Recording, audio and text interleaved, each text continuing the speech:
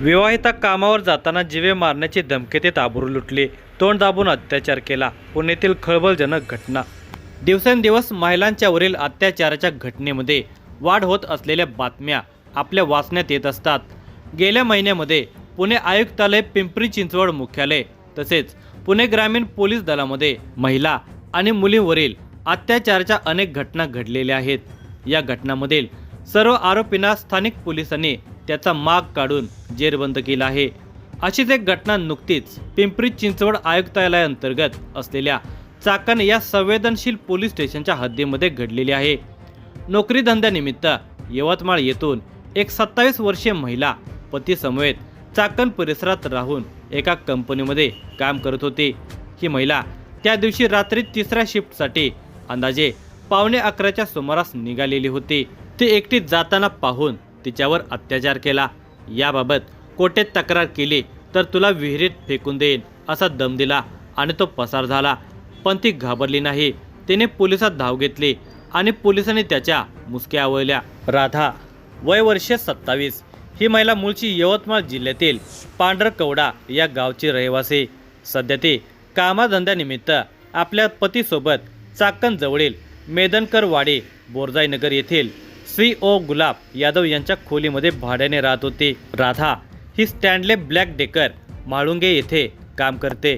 या कंपनीचे कामकाज 3 शिफ्टमध्ये चालते. तिचा पतीही या परिसरातील कुठल्या तरी कंपनीमध्ये नोकरी करतो. त्यामुळे दोघांच्या पगारावर बऱ्यापैकी त्यांच्या कुटुंबाचा उदरनिर्वाह चालत होता. ते दोघे पती पत्नी सुखात होते. दर आठवड्याला कामाची शिफ्ट बदलत असल्याने first shift, second shift, third shift अशा वेगवेगळ्या 3 शिफ्टमध्ये काम करावे लागत होते. नुकतेच गेल्या सोमवारपासून तिची थर्ड शिफ्ट चालू झालेली होती. ती रोज रात्री घरामधून 10:55 कामावर जाण्यासाठी निघते. तिला बालाजीनगर येथून कंपनीची बस घेण्यासाठी येते. तिच्या घरापासून बालाजीनगरपर्यंत ती पायी चालत जायची. ते अंतर चालायला अंदाजे 15 ते 20 मिनिटे लागतात. मग कंपनीच्या बसने जायची असा तिचा नित्याचा दिनक्रम असायचा. असेच काही दिवस चाललेले होते. राधा आणि तिचा पती हे दोघेही सणावाराला आपल्या मूळ गावी जात असायचे. दोघांच्या पगारामधून मिळालेल्या पैशातून घरचा प्रपंच भागवून राहिलेले पैसे बचत करायचे. मग गावाला जाऊन घरच्या मंडळीकडे द्यायचे. एक चांगल्यापैकी हे पती पत्नी कामकाज करायचे. त्यांच्या या प्रामाणिक कष्टामुळे ते त्यांच्या नातेवाईक मंडळीमध्ये प्रत्येकाला हवेहवेसे वाटायचे. यवतमाळसारख्या शहरापासून 500 ते 700 किलोमीटर चाकणसारख्या शहरात येऊन त्यांनी कामधंदा करण्यास सुरुवात केली होती. मंगळवार दिनांक 13 मे 2025 या दिवशी राधा ही नेहमीप्रमाणे कंपनीमध्ये नाईट शिफ्टला जाण्याकरता घरामधून 10:55 निघाली होती. त्यावेळी तिचे पती हे घरातच झोपले होते. ती मुटकेवाडी येथील SPM शाळेजवळून चालत चाललेली होती. त्यावेळी तिला जाणवले की कोणीतरी व्यक्ती आपल्या पाठीमागून येत आहे. परंतु तिला वाटले ती व्यक्ती कंपनीमध्ये कामाला जाणारी असावी असा समज झाल्याने ती तशीच पुढे बालाजीनगरकडे चालत जात होते. दरम्यान अचानकपणे मागून येणाऱ्या व्यक्तीने तिच्या पाठीमागून येऊन एका हाताने तिचे तोंड दाबून दुसऱ्या हाताने तिचा गळा दाबला.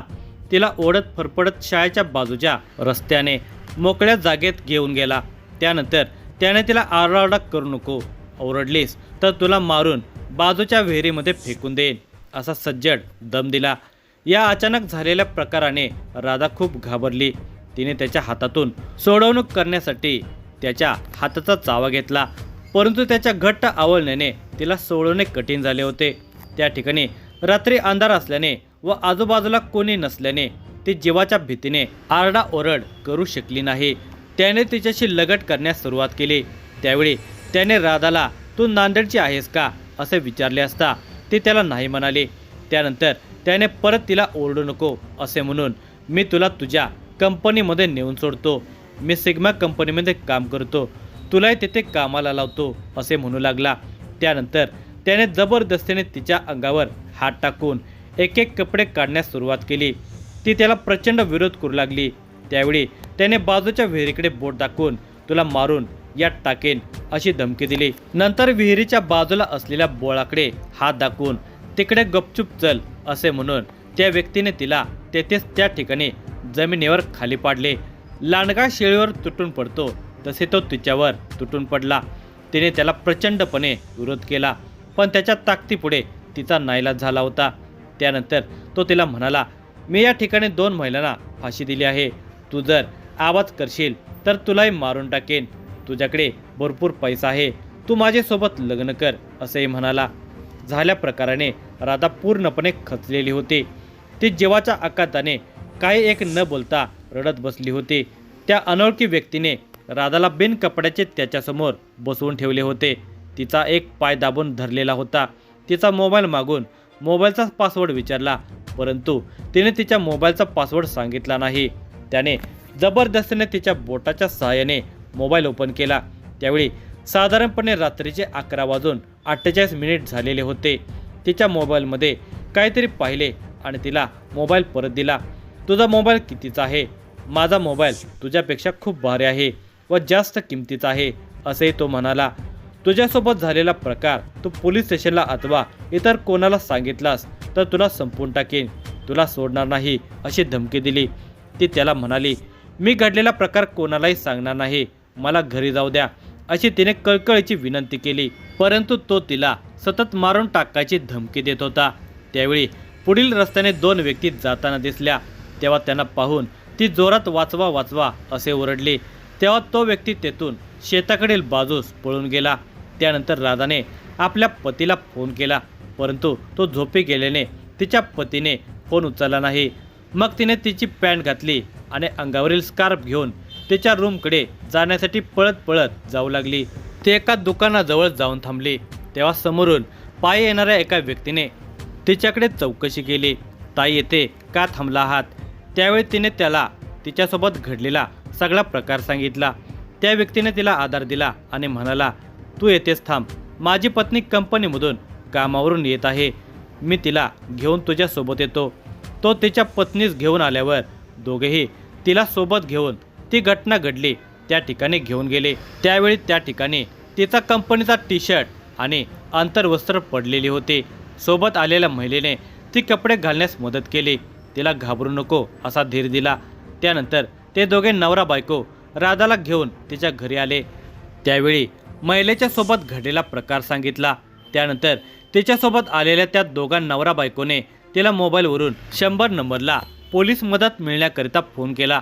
त्यावेळी तत्काळ त्या ठिकाणी चाकण पोलीस स्टेशनचे अधिकारी आणि कर्मचारी आले. ते सगळेजण पुन्हा घटनास्थळी गेले. तेथून औषधोपचार करण्यासाठी चाकण येथील युनिकेअर हॉस्पिटल येथे नेण्यात आले. तेथे उपचार झाल्यानंतर राधाची रीतसर फिर्याद नोंदवून घेण्यात आली. त्यावेळी त्या फिर्यादीमध्ये राधाने सांगितले, सदर अनोळखी व्यक्तीने जो प्रकार केला तो अंदाजे 30 ते 35 वर्षे वयाचा असावा. त्याने अंगामध्ये हाफ बाईचा शर्ट घातलेला होता आणि जीन्स पॅन्ट घातलेली होती. तो दिसायला काळा सावळा होता. चेहरा उभट आणि अंगाने मजबूत होता.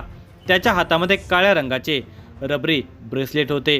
त्यावर महाकाल असे लिहिलेले होते. तसेच दारू आणि गुटख्याचे नशापान केलेले असावे, अशी रीतसर फिर्याद महिला पोलीस उपनिरीक्षक संगीता कदम यांच्या समोर नोंदवली.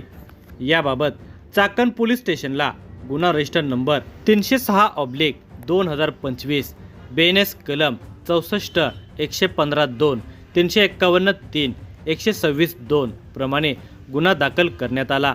यावेळी चाकण पोलीस स्टेशनचे वरिष्ठ पोलीस निरीक्षक प्रमोद वाघ, गुन्हे विभागाचे पोलीस निरीक्षक नाथा घारगे, सहाय्यक पोलीस निरीक्षक प्रसन्न जऱ्हाड, पोलीस उपनिरीक्षक अभिजित चौगुले या पोलीस स्टेशनचे इतर अधिकारी आणि कर्मचारी वर्ग हे तत्काळ तपासासाठी बाहेर पडले.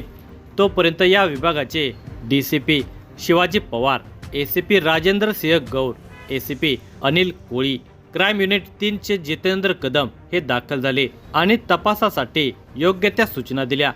चाकण पोलीस स्टेशनच्या हद्दीमध्ये ही व्यक्ती कोण असावी याची माहिती घेण्यात आली.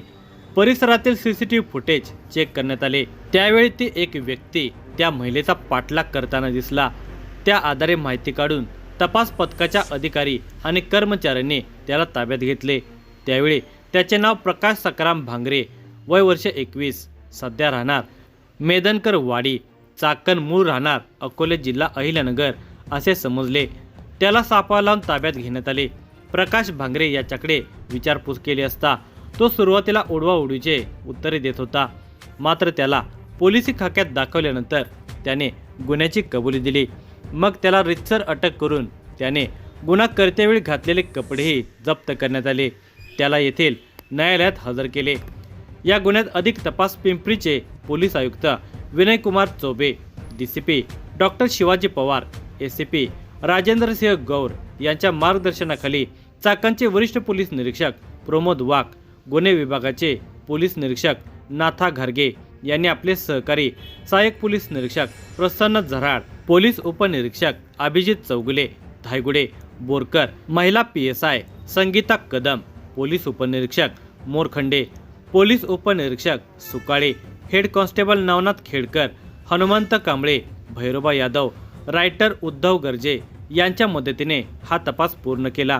पुढील तपास गुन्हे विभागाचे पोलीस निरीक्षक नाथा गारगे हे आपल्या सहकाऱ्यांच्या मदतीने करत आहेत.